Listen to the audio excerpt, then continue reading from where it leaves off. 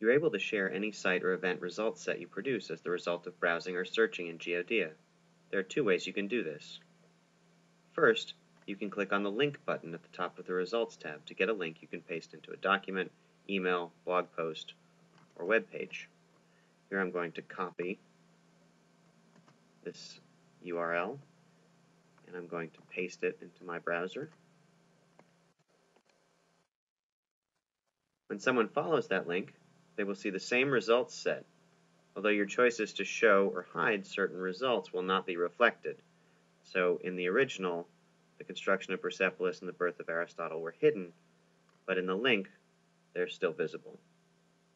If you only want certain things to appear when someone follows the link, make sure you remove unwanted sites or events from the results list before creating the link. You can do that with this little X next to the entry. Second, you can export a result set in KML format. KML is the format used by Google Earth. It can also be converted into other formats that can be read by GIS programs or used in web pages. Click on the Google Earth download link, and your browser will download a KML file that on most systems will open automatically in Google Earth if you have it installed. When the file opens in Google Earth, it will show both the spatial location of the items, here Athens, Syracuse, and Pompeii, and a time slider at the upper left corner of the screen. If you have downloaded a list of sites, you can use the time slider to see when a given site was occupied. You can't view periods in Google Earth, so the site will appear between the starting date of its earliest period and the ending date of its latest period. If the site is occupied early, continuously, and for a long time, you won't see any change when you move the time slider, so Athens will appear the entire time.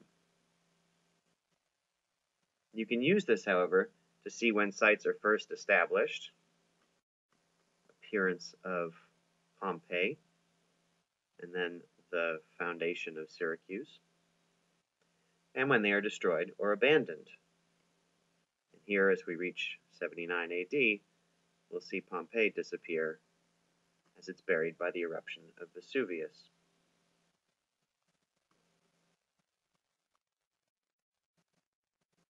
If you have downloaded a list of events, moving the slider will create a more dynamic view of things happening in space and time.